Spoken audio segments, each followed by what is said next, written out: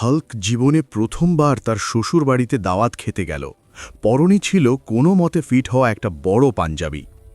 তার শ্বশুর জেনারেল রস, যিনি তাকে একদম পছন্দ করেন না, গম্ভীর হয়ে বললেন, সাবধানে থেকো, এটা আমার নতুন বাড়ি।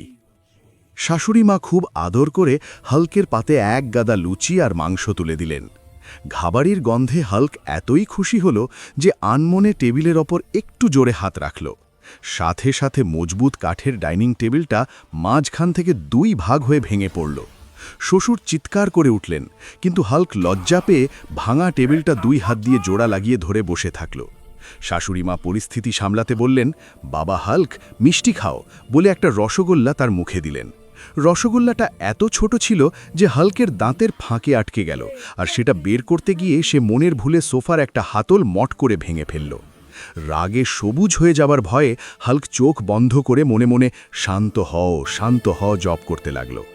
দিন শেষে হাল্ক পালিয়ে বেঁচে ভাবল, অ্যাভেঞ্জার্স মুভিতে ভিনগ্রহের প্রাণীদের সাথে যুদ্ধ করাও এর চেয়ে সহজ ছিল।